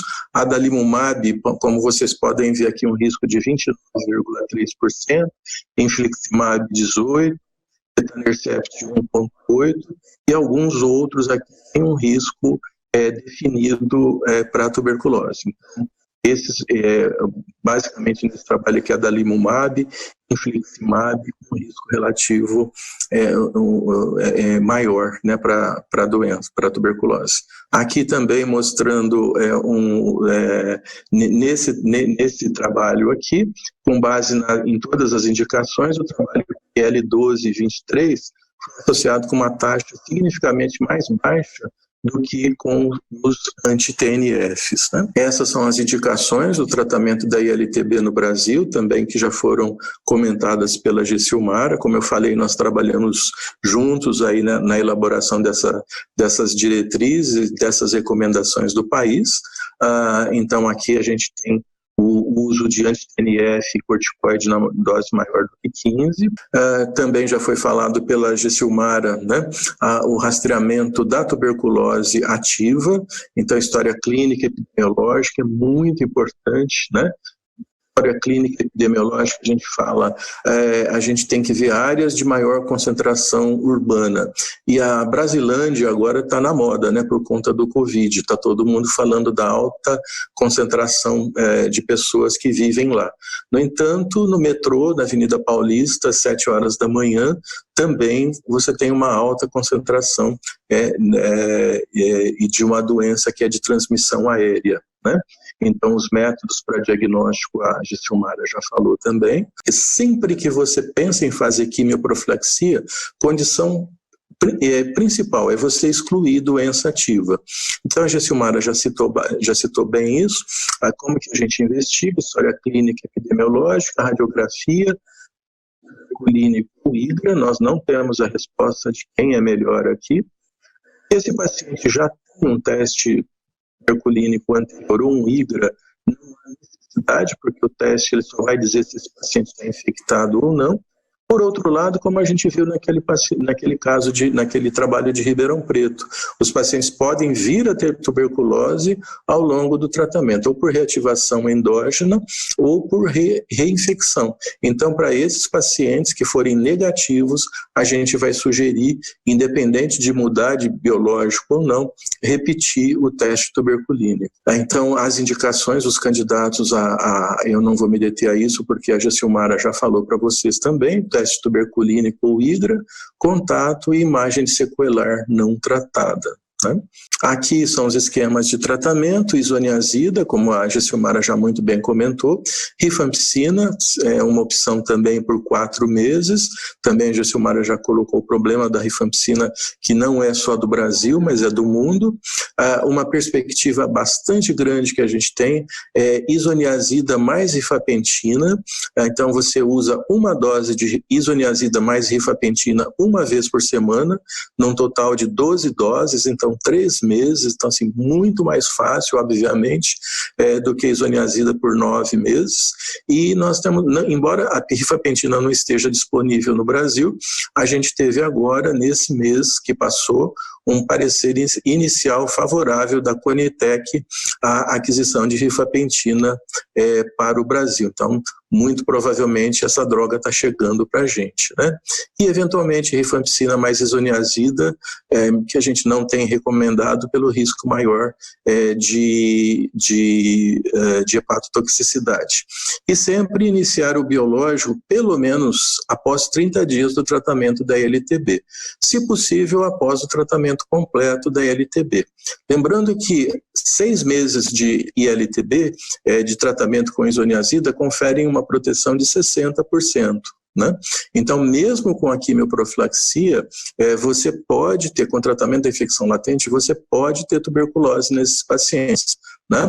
Quando você faz 9 meses de isoniazida, confere uma proteção de em torno de 85%, mas esses pacientes têm que ser constantemente avaliados, tanto pelo problema da reinfecção endógena, porque a isoniazida ou a rifampicina, elas não protegem, não conferem uma proteção de 100%, e também porque esses pacientes podem se reinfectar ao longo do tratamento.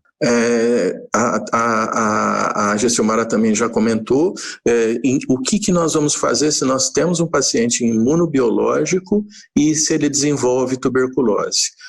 Se possível, então, suspender o biológico e o tratamento da tuberculose completo, se possível, antes de iniciar o biológico, e na impossibilidade de suspensão do biológico, manter o tratamento da TB, ficando aí atento às interações medicamentosas. A rifampicina é um indutor potente do P450, que por sua vez metaboliza e pode inativar outros medicamentos.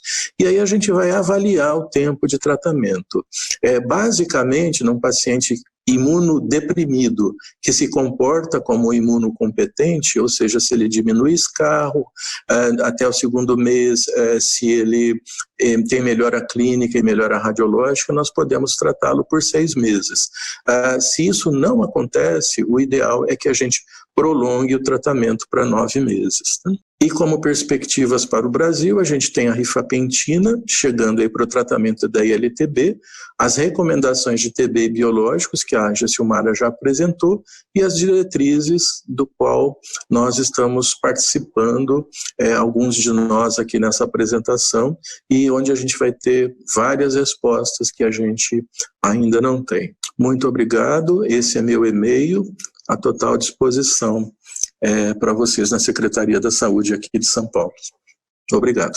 Muito obrigado, Dr. Sidney, pela excelente aula, pelas explanações. A gente tem um monte de pergunta aqui, eu vou começar a trazer um pouco mais daquele cenário do dia a dia do reumatologista, da prática clínica diária que a gente tem, e lembrar algumas coisas desses casos clínicos também que a gente já comentou. Bom, como eu falei, uma das coisas que chamou muita atenção nesses casos é que todos os casos foram triados para tuberculose latente, conforme as recomendações vigentes e atuais. Todos apresentavam um PPD não reator, ou seja, nenhum deles recebeu tratamento para tuberculose latente porque não havia indicação, mas todos eles desenvolveram uma tuberculose ao longo do tempo. A gente está falando de uma reexposição, e como que a gente pode estar lidando nesse cenário com os nossos pacientes no dia a dia? O que vocês pensam? Eu queria perguntar para o Dr. Sidney, para a Gessilmara também, e depois o Marcelo pode dar a opinião dele se ele achar necessário também. Será que a gente precisa repetir o PPD desses pacientes anualmente? Será que a gente precisa ficar mais atento à epidemiologia desses pacientes ao longo do tempo? Há uma necessidade de fazer um booster? Ou será que o IGRA poderia agregar alguma coisa nesses casos se tivesse sido feito lá no começo? Lógico que a gente está falando depois da unção morta, né? Muito mais fácil, né? A gente falar agora depois que está tudo, que tudo já aconteceu, né? Mas qual que é a opinião de vocês? Como que vocês pensam nesse cenário? A Gessilmara, o Sidney e o Marcelo também. Eu acho que são várias perguntas, né, Edgar, dentro de uma só. Eu vou responder algumas delas. Então, a primeira delas, vale a pena repetir o PPD?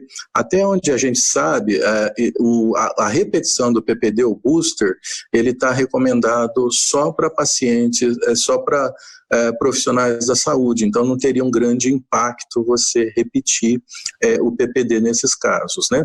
E o que me chama a atenção nesses casos belíssimos, assim, muito tristes, casos muito graves, mas que você apresentou, por exemplo, no caso 1, ele usava o adalimumab há 5 anos, né? Uhum. E tinha queixa há 4 meses. Então eu acho que a pergunta que fica aqui, Edgar, será que esse paciente se reinfectou? A pergunta é, reinfectou ou se ele... reexpôs, né? Se ele se reexpôs, né? Ou se hoje houve uma reativação da tuberculose latente, né? Então, muito provavelmente, 5 anos depois, a possibilidade é que seja uma reinfecção. Né? Agora, por exemplo, no caso 2 também, né, ele tomava infliximab há 2 anos, e ele teve um quadro agudo disseminado, né? Mas no caso 3, a gente pode observar o quê? Que ele estava tomando adalimumab há 6 meses, né?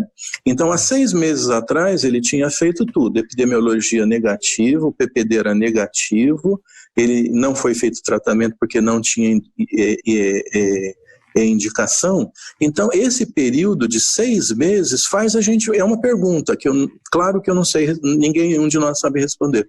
Mas será que é uma reinfecção? Talvez não, talvez nesse caso seja uma reativação de um foco endógeno que a gente não tenha conseguido pegar com o PPD. Se o IGRA poderia nos ajudar, aí a gente também não sabe, né? Mas fica essa questão. Né? Será que um tempo tão pequeno, ele fez a triagem há 6 meses atrás, né? E outra coisa que me chama a atenção aqui, às vezes, é o tempo de sintomatologia, né, que ele tem. A gente tem que ficar muito atento a esses pacientes, porque a gente sempre brinca que no dia a dia a tuberculose não vem embrulhadinha para presente, com tosse, febre, sudorese noturna, emagrecimento, né? Muitas vezes ela se manifesta através de tuberculite. O que é tuberculite? Manifestação à distância de um foco paucibacilar. Tá? Então, o exemplo mais clássico é o eritema nodoso. Então, não necessariamente você tem lá na pele ou a uveíte, né? Na uveíte, você não necessariamente tem o bacilo no olho, mas você tem a formação de imunocomplexos que vão causar uveíte. Então, assim, esses doentes, eles têm que ser acompanhados durante todo o período. A gente tem que pensar em tuberculose, assim, em outras infecções, claro, mas o tempo todo, né? E eu ressalto os números que a gente tem de tuberculose. Lá em São Paulo, no município de São Paulo, a gente tem em torno de 7.000 casos novos por tuberculose, né, por ano. Então, eu acho que essa é um questionamento que a gente tem que fazer, e eu vou deixar para a Gessilmara complementar aí com a opinião dela também. Obrigada, Sidney. Foi muito bom isso tudo que você falou, que até outro dia a gente estava comentando sobre isso, como vai ser o pós-Covid, né? O que a gente vai ter aí, né, na nossa sequência. Então, esse é como se a gente tivesse dado uma pausa, né, na nossa vida em termos gerais. E é da nossa rotina esse screening, pré-infecção, tudo isso. Então, assim, estamos passando por um momento que as receitas estão sendo de alto custo, estão sendo renovadas, com assinaturas de longe, então, às vezes os pacientes não estão sendo vistos novamente. Então, esse risco, né, em que toda a atenção está sendo voltada para um lado, enquanto as outras coisas não deixaram de existir, né? Então, apesar de estarmos num cenário de Covid óbvio que está tomando a cena total, mas os bastidores continuam lá, né? Então, tudo o que acontecia antes vai continuar acontecendo. E em que proporção que vai acontecer agora, qual a dimensão, né? Acho que nós vamos ter que redimensionar tudo isso, né, nessa sequência aí, porque tudo que vem de respiratório, às vezes acaba indo para um lado, né, mas isso que você falou é essencial. Então, estar atento, né, nesses pacientes, principalmente, estar atento na infecção por tuberculose. Acho que a gente sempre tem que estar com essa atenção. Em qualquer momento, né, da investigação, que você falou bem, até quando a gente detecta pensando em ser uma tuberculose latente, né? Ficar atento se não é uma tuberculose doença já.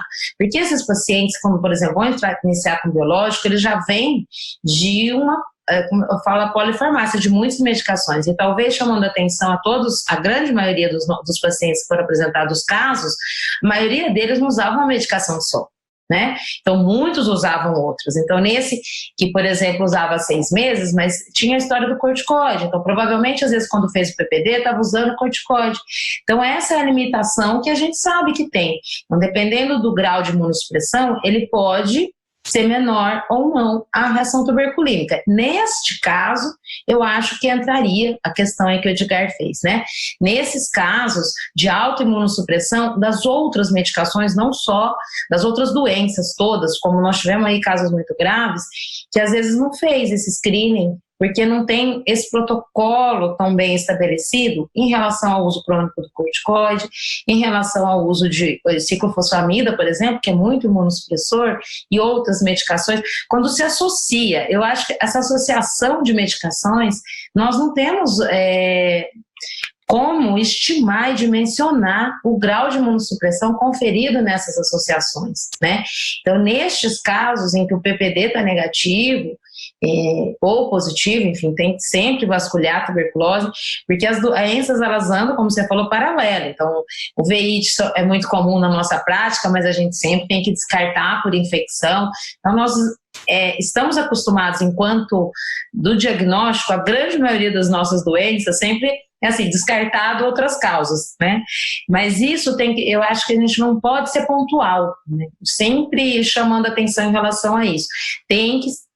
Essa suspeição, ela tem que continuar, principalmente do que a gente está ao nosso redor, sempre ter noção da epidemiologia dos pacientes, né? E porque a chance de uma nova exposição, talvez não é uma reinfecção que a gente deva falar, né? Mas uma nova infecção, uma exposição que ele nunca teve antes. Isso pode acontecer ao longo da vida. Não tem como prever, não temos bola de cristal.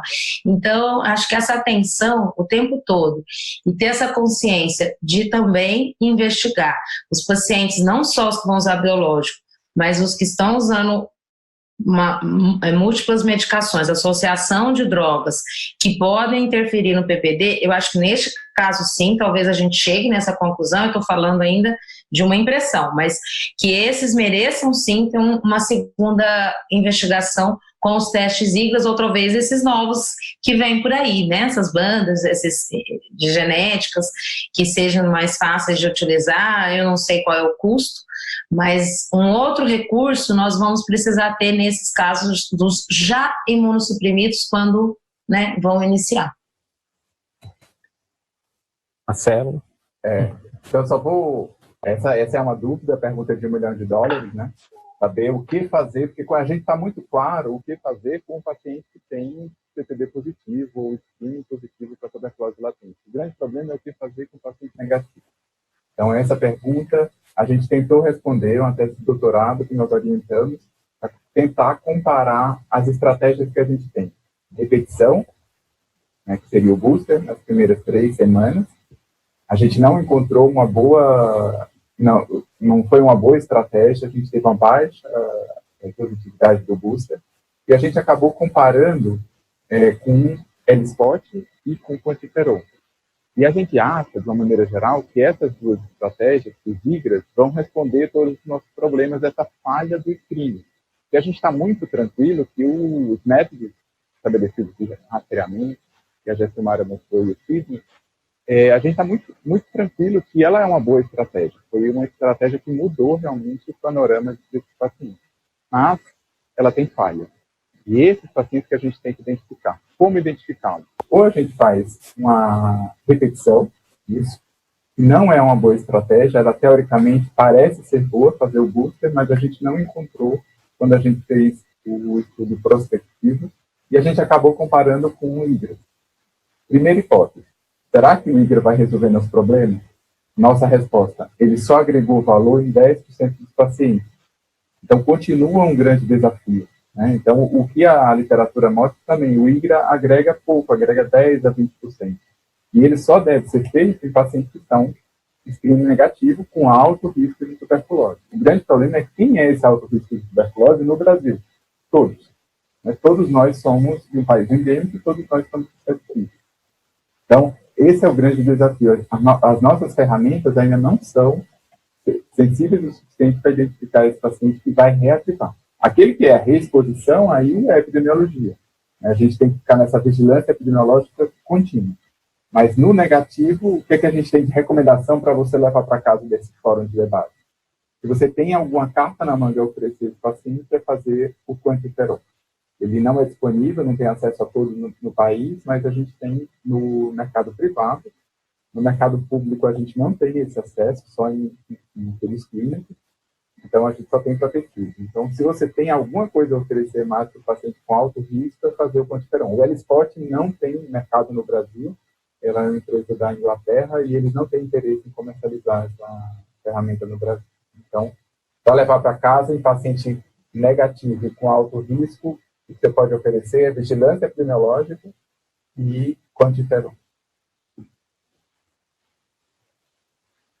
Eu acho que esses casos trouxeram muito para a gente essa impressão também. Eu acho que, como o Sidney comentou, a reexposição é muito, muito importante que a gente fique atento também à parte epidemiológica, principalmente as ferramentas que a gente tem, né?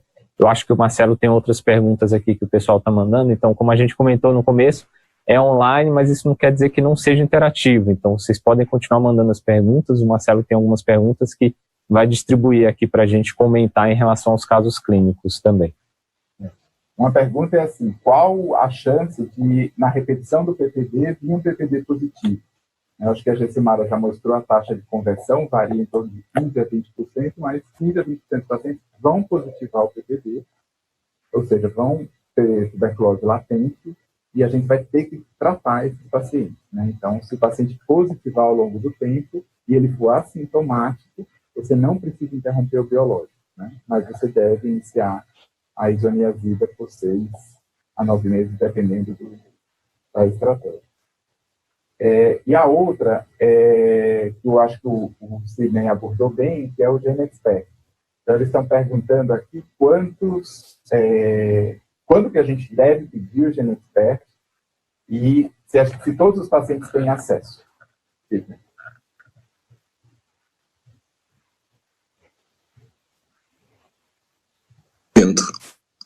Acho que agora sim. O GeneXpert, como eu falei, né, ele está espalhado por. Aqui nós estamos falando para São Paulo, né? Então quase todo o estado de São Paulo tem, e é o primeiro exame que a gente faz antes mesmo do BAR, né? Da baciloscopia de escarro. E ele tem, como eu mostrei, uma sensibilidade bastante alta. E quando que a gente indica? Sempre falando aqui de uma investigação de tuberculose latente, é como eu falei, a primeira coisa que você tem que fazer é excluir doença, né? Você não pode ter a mínima dúvida que ele tem doença. Então, para pacientes adultos, a gente sempre pede exame de escarro, né? E na maior parte do estado vai ser feito o PCR, né? Que vai detectar em 1 a 2 horas o DNA do Mycobacterium tuberculosis se ele tem resistência à rifampicina, né? E quando não for disponível, a gente indica o BAR. Muitos pacientes dizem que eles não conseguem escarrar, mas a gente lembra que o pulmão é um órgão úmido. Então, todos nós conseguimos escarrar, né? Todos nós, se a gente for pensar, a gente acha que não, mas conseguimos. Depende de técnica, né? Não adianta você dar um potinho para o paciente, vai lá e escarra. Não dá certo, né? Você tem que orientá-lo na coleta do escarro. E aí, as unidades básicas de saúde, elas estão bastante preparadas para isso.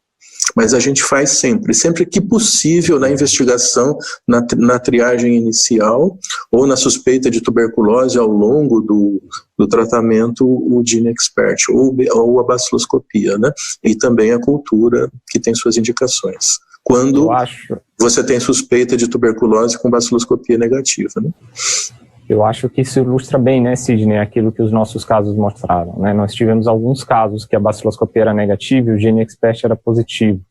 E o GeneXpert, como o Sidney mostrou, ele tem 90% de sensibilidade, uma alta especificidade, é capaz ainda de detectar resistência à rifampicina. É um exame extremamente útil, que já está nos protocolos do Ministério da Saúde, deve ser usada essa ferramenta sempre que possível, naqueles líquidos e naquelas secreções em que ele está bem validado, né? E ele traz um resultado muito rápido também, ele não é um resultado demorado. O paciente tem uma estratégia não só intra-hospitalar, mas uma estratégia de saúde pública muito importante, né, Sidney? Sem dúvida. Então, essa é a minha segunda mensagem, né? O GeneXpert. E a outra pergunta, diante dos casos clínicos que vocês mostraram, o que fazer? Né? Qual a tomada de decisão nesses casos? Né? Esses pacientes estão em atividade de doença, com doenças potencialmente muito graves, né? A gente viu vários cenários aí, desde artrite reumatoide, espondilite, são pacientes com atividade ou refratariedade ao tratamento. A gente, em geral, faz corticoide, aumenta o corticoide, suspende as medicações. Mas o que fazer? Qual a tomada de decisão? O que é que o doutor Edgar e o doutor João fizeram com esses casos? E, diante dessa conduta, o que vocês especialistas têm a agregar para isso? Bom, então acho que eu vou começar respondendo então aqui, já que os casos eram nossos, né? Então a gente tem que cuidar dos filhos da gente também. Então, na verdade, assim, é uma tomada de decisão muitas vezes difícil mesmo, né? A gente tem que levar em consideração várias coisas nessa balança. Primeiro, qual a doença que a gente está lidando, que a gente tem na frente, né? Algumas doenças são potencialmente graves a ponto de levar risco de vida, seja curto, médio ou longo prazo. Outras doenças, talvez a gente possa esperar um pouquinho mais em relação à retomada do tratamento e decidir com mais calma qual tratamento seria mais indicado, né? Depois, além da doença, a gente pode definir se essa doença está ativa ou se é uma doença que não está ativa. Se ela está ativa, qual o nível de atividade da doença, né? Acho que a Jacilmara comentou bem também isso em relação a uma tabela no final. A doença está pouco ativa, muito ativa, moderadamente ativa, uma doença que está em uma atividade a ponto de levar a risco de vida daquele paciente, né? E outro ponto seriam quais os imunossupressores que poderiam controlar a atividade dessa doença.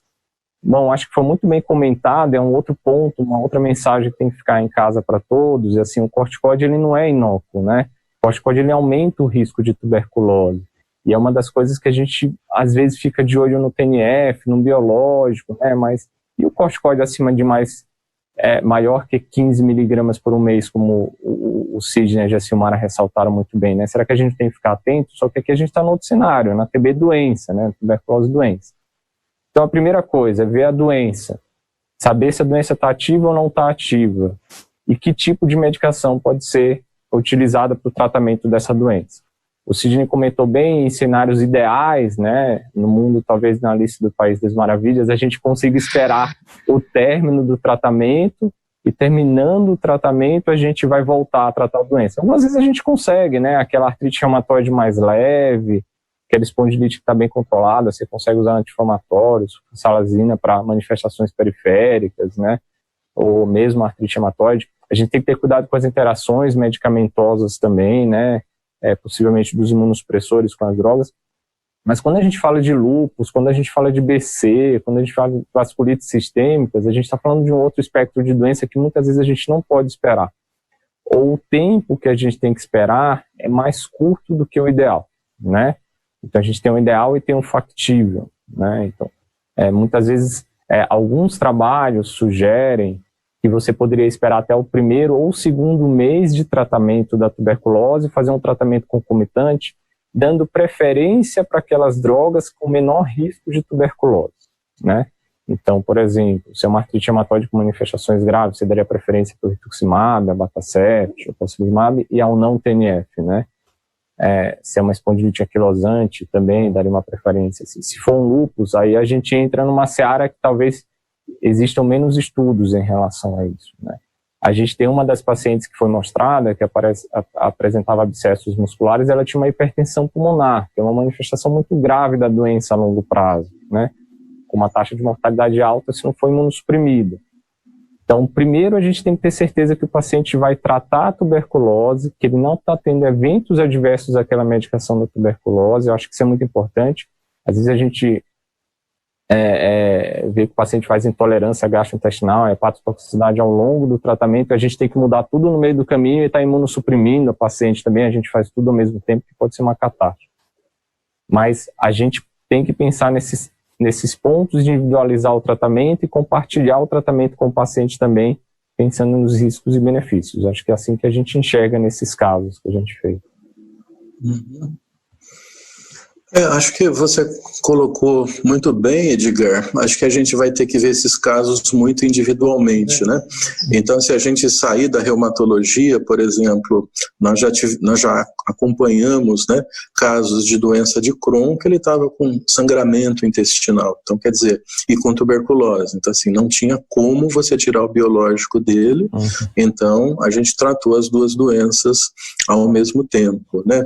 Psoríase também, às vezes, casos muito graves, né, você não tem como suspender a droga. Agora, se possível, sim, é isso que você comentou, acho que é uma das mensagens, se possível, você aguardar aí um tempo, e a gente supõe que seja 1 mês ou 2, né, para depois você introduzir a droga. Mas acho que também a mensagem é essa, é que esses casos têm que ser vistos individualmente. E eu acho que por equipes multiprofissionais, né? Assim, quanto duas cabeças, geralmente, né, pensam melhor que 3, 4 pensam melhor que 3. Então, acho que são casos que a gente tem que conversar bastante.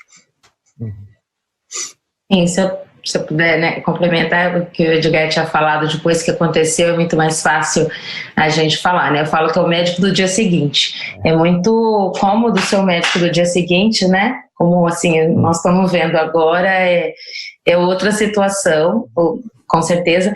Eu gosto muito de tudo que você falou de colocar na balança. Então, atividade, o comprometimento de órgãos nobres, o tipo de doença, que tem doenças, né, como a artrite reumatoide, que elas não têm um risco de mortalidade tão grande, não mata, né, como a psoríase, eles falam que às vezes daria para controlar de uma outra forma. Mas lembrando, assim, alguns pontos importantes aí, que eu acho que são chaves, realmente a gente entra numa situação de o olho do furacão, né, quando o paciente está em atividade, está com um quadro infeccioso, é a pedra no nosso sapato nessas situações, porque tratar da doença imunossuprime, a infecção e o quanto elas andam junto, o quanto continua sendo um gatilho para aquilo continuar. Então, é muito difícil. Eu concordo com a interdisciplinaridade, eu acho que tem que estar junto com algum infectologista, pneumologista, nós temos que estar pensando juntos, né, e não esquecer dessa questão da interação. Então, esse ponto de o quanto é real ou não parar a medicação, até o dia que a gente estava discutindo, eu falei, isso é muito utópico, né? Conseguir, durante uma atividade de uma doença, parar durante o tratamento inteiro da TB. Para a tuberculose latente, fica mais fácil, porque essa história de mais ou menos 1 mês, né, contornar, já está dentro da nossa rotina. Agora, durante um tratamento de uma tuberculose, doença ativa, onde tudo se mistura, atividade de doença com infecção, né, aí as coisas já complicam muito mais, porque já são 4 medicações. E aí, em relação à interação medicamentosa, ou até essa ressalva que a gente gostaria que levasse muito para casa, de sempre descartar a tuberculose doença, porque ela pode ser extrapulmonar, pode ter outras manifestações e pode ter essa manifestação da doença, como a alveite que o Sidney falou, pode ser artrite tuberculosa, né? Então, ela pode ser a manifestação, está sendo manifesta, aonde pode ser confundir com a nossa própria doença de base que nós estamos tratando. Lembrando que a história da resistência que o Sidney falou, tantos estudos que estão sendo. Então, qual é o problema da gente tratar uma tuberculose latente em quem tem uma tuberculose ativa, né? É subtratar, criar resistências e dificultar cada vez mais, né, em todos os lados, tanto da doença quanto de tratar a própria infecção. Então, esse cuidado é muito importante, né, de estar atento, e ao longo do tempo, esse manejo das medicações, porque são 4 medicações no início, e elas têm realmente interações medicamentosas, têm hepatotoxicidade, e com o que a gente vai poder, talvez esse seja o fator mais importante aí na hora da escolha da medicação, de tratar a doença de base, porque todas são imunossupressoras e nós ainda, como disse o Edgar, é uma seara que não tão explorada, né, de todas as outras medicações. Mas o cuidado com o corticoide, eu acho que é um ponto para tirar daqui, o cuidado com a interação das medicações em relação a essa questão, porque interromper um tratamento ou de tuberculose latente ou de tuberculose ativa, Isso pode incorrer em resistência, e é isso que nós estamos vendo aí, a insistência do tratamento regular, da duração e da manutenção, que nós podemos colaborar enquanto médicos desse paciente, para que isso aconteça regularmente. Essa questão da resistência, o Sidney começou a abordar, mas ela é muito séria mesmo, né? Então nós temos que ter isso em mente. A gente já está chegando às 2 horas, né, de fórum de debates, com um sucesso, realmente a gente está muito feliz. E eu vou aproveitar só para fazer a última pergunta, que a gente já está com o tempo estourado, do Dr. Diogo, que mandou aqui no chat, uma paciente com, e eu acho que eu vou já responder. Uma paciente com síndrome de Sjögren primária grave do ponto de vista ocular, desenvolveu o diagnóstico de tuberculose pulmonar e ganglionar, mas não usava nenhum imunossupressor. Veio para consulta com ele no final do tratamento, um tratamento eficaz durante 6 meses, com sucesso, e ele propôs o uso do rituximab, porque o olho está piorando muito. E o infecto que estava acompanhando a paciente quer manter isoniazida e rifampicina ad aeternum.